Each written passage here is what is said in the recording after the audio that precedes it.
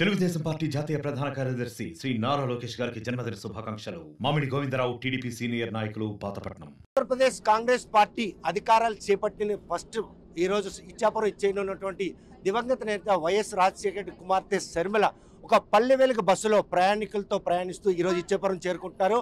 ఆమె కాంగ్రెస్లోకి రాక మాత్రం ఈరోజు ఆంధ్రప్రదేశ్ ప్రజలందరూ కూడాను కాంగ్రెస్కు పూర్వవైపు వస్తుందన్న ఆశను మాత్రం చిగురించే విధంగా ఆమె తాలూగా ఈరోజు పర్యటన జరుగుతుందంటూ ఎటువంటి అశక్తి. ప్రస్తుతం మాత్రం పల్లె వెలుగులో ప్రయాణిస్తున్న శర్మిల మనతో ఉన్నారు. చూస్తే కనుక ఎందుకమ్మా ఇటువంటి నిర్ణయం తీసుకున్నారు? ఏంటమ్మా ఈ సడన్ నిర్ణయం? ప్రజలు పడుతున్న ఇబ్బందులు ఏమైనా ఉన్నాయా అని కలుపుకోవడానికి వచ్చాం. ప్రజలతో మాట్లాడడం జరిగింది, సామాన్యులతో మాట్లాడడం జరిగింది, వాళ్ళ ఇబ్బందులు ఏంటో కనుక్కోవడం జరిగింది. చూస్తే ఈరోజు మీ రాక ఆంధ్రప్రదేశ్ ప్రజలందరూ కూడాను ఒక ఆడపిల్ల మా బతుకులన్నీ కూడా చిద్రమే తండ్రి ఆశీస్ సాధన కోసం వారు నమ్ముకున్న పార్టీలన్నీ మోసం చేశాయి. ఈరోజు తండ్రి ఆశీస్ సాధన మీ వల్లే అవుతుంది. ఆడపిల్ల అంటే తండ్రికి మాట కట్టుబడింది, ఆ మాట నిజమే రోజు దగ్గరలో ఉందనుకో. నేను చేసే కృషి అల్లా రాజశేఖర రెడ్డి గారి ఆశయాలను బ్రతికించడం. రాజశేఖర రెడ్డి గారు తన ప్రజల్ని ఎంతగా ప్రేమించాడంటే ఎల్లప్పుడూ ఆ ప్రజల మధ్య ఉండేవాడు. రాజశేఖర రెడ్డి గారు నాతో చాలాసార్లు చెప్పిన మాట, అసలు ప్రజల మధ్య ఉంటే పాప అసలు నాకు ఇంకా ఏమీ కావట్టుంది, ఇంకొక ఆలోచనే రాదు, అంత తృప్తిగా ఉంటుంది అన్నారు. అలాంటి పాలనలు మళ్ళీ రావాలి, అలాంటి పాలకులు రావాలి. ప్రజలతో కలవకుండా, ప్రజలతో మమేకం అవ్వకుండా, ప్రజల మధ్య తిరగకుండా ప్రజల సమస్యలు అర్థమయ్యే అవకాశమే లేదు. కనుకనే ఈ ప్రయత్నం, ప్రజలకున్న సమస్యలను అర్థం చేసుకోవాలి, వాళ్ళకు భరోసా కల్పించాలి. ఇందాక మాట్లాడితే అసలు ఎమ్మెల్యే ఎప్పుడైనా వచ్చాడా, కనిపించాడా అంటే అసలు ఎప్పుడూ రాలేదు అని చెప్తున్నారు.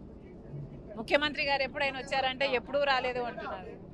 మరి పాలకులు అయ్యింది ఓట్ల కోసం మీరు తిరిగి ఓట్లు వేయించుకున్నాక మరి ప్రజల మధ్యన ఎందుకు లేరు అని అడుగుతున్నాం. ప్రజల మధ్యన మీరు లేకపోతే, అసలు ప్రజల సమస్యలే మీకు అర్థం కాకపోతే ఇంక ప్రజల సమస్యలు ఎలా పరిష్కరిస్తారు? ఇక్కడ ఆవిడకి ఉద్యోగం లేదు, కొడుక్కి ఇంట్లో తాగే భర్తున్నాడు, మద్యం రేట్లు పెంచేస్తే తాగడం తక్కువ కాలేదు కానీ మద్యంకి అయ్యే ఖర్చు ఎక్కువ అయిపోతుంది. గ్యాస్ ధరలు, ఎలక్ట్రిసిటీ, ఇలాంటి అన్ని ఖర్చులు పెరిగిపోయినాయి కానీ రాబడి మాత్రం పెరగలేదు.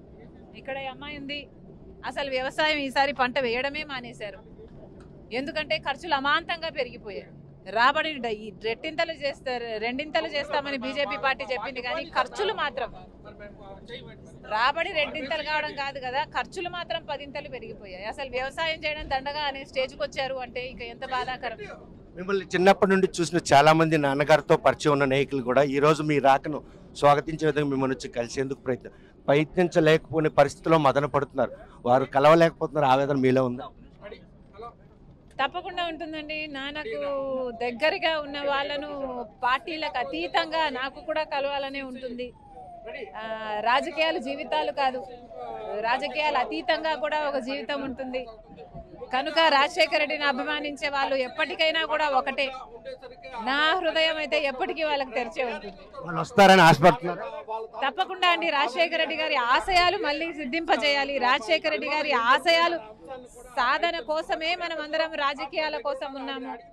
మరి అలాంటప్పుడు వాళ్ళకి నేను దగ్గరగా ఉండాలి, వాళ్ళు నాకు దగ్గరగా ఉండాలి, కలిసి పని చేయాలని నేను మనస్ఫూర్తిగా కోరుకుంటాను.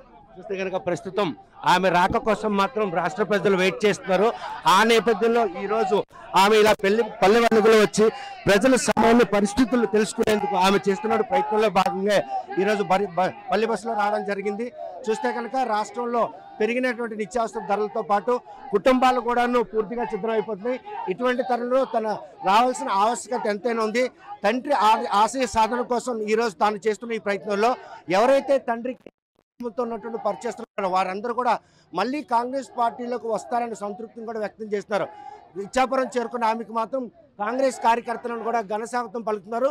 ఇచ్చాపురం శివార్లను ఇలా పల్లెవల్లి బస్సులో ప్రయాణికులతో పాటు ప్రయాణం చేసి ఈరోజు ఆయన తండ్రి గారు ఎక్కడైతే పాదయాత్ర ముగించినటువంటి స్మారక చిహ్నం ఉందో అక్కడికి వచ్చి అక్కడ ఆయనకి నివాళులు అర్పించిన తర్వాత ఈ కార్యాచరణ రూపొందిస్తున్నారు. పిసిసి పగ్గాలు చేపట్టిన మొట్టమొదటిసారి తన పర్యటన ప్రారంభించినటువంటి షర్మిలకు మాత్రం అడుగునడుగున కాంగ్రెస్ కార్యకర్తలతో పాటు ప్రజలు కూడా ఘనంగా స్వాగతం పలుకుతున్నారు. ఆమె మాత్రం ఈరోజు ఇచ్చాపురానికి ఇలాగ ప్రైవేట్ బస్సులో అంటే ఒక పల్లె వెలుగు సాధారణ ప్రయాణికుల పల్లె వెలుగు బస్సులో రావడానికి మాత్రం అందరూ ఆశ్చర్యాన్ని గురి చేసింది. అందులో ఎటువంటి ఆశ్చర్యాలు బాగా ఉంది. శుభ్రంగా వచ్చారు, శుభ్రంగా ఉన్నారండి. ఊహించారు వస్తామని. ఎప్పటికే మాది అప్పుడు కాంగ్రెస్లో ఉంటాం, రాజశేఖర్ ఉండేటప్పుడు. ఇప్పుడు కదా వైసీపీకి వెళ్ళిపోయాం. మీద ఆశ్చర్యపోయాం, ఎప్పుడు రాలేదు కదా అని ఆశ్చర్యపోయాం మేము. ఆమె పల్లె బస్సుకు ఎక్కిన వెంటనే ప్రయాణికులందరూ ఒక్కసారిగా అవాక్కయ్యారు.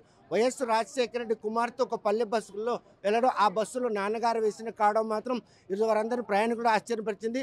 తనకు ఈ రాష్ట్రంలో కాంగ్రెస్ పార్టీకి పూర్వవైభవం వచ్చేలా చేసేందుకు తను చేస్తున్న ప్రయత్నంలో ఎవరైతే నాన్నగారికి తమ కుటుంబ సభ్యులతో ఉన్నటువంటి నాయకులందరూ మళ్ళీ కాంగ్రెస్ పార్టీలో చేరి ఈ రాష్ట్రంలో మాత్రం కాంగ్రెస్ పార్టీ అధికారం రావడానికి దోహదపడతారని ఆమె ఆశాభావం వ్యక్తం చేస్తారు. మరి కొద్దిసేపటి క్రితం ఇప్పుడు వాళ్ళ నాన్నగారి తాలూకా స్మారక చిహ్నం ద్వారా ఆయనకి నివాళులర్పించే పరిస్థితి. వీడియో జర్నలిస్ట్ రామకృష్ణతో సత్యం, RTV శ్రీకాకుళం. మరిన్ని వీడియోస్ కోసం ఛానల్ ని సబ్స్క్రైబ్ చేయండి. లేటెస్ట్ అప్డేట్స్ కోసం వాట్సాప్ ఛానల్ ని ఫాలో చేయండి. అండ్ లింక్ డిస్క్రిప్షన్ లో ఉంది.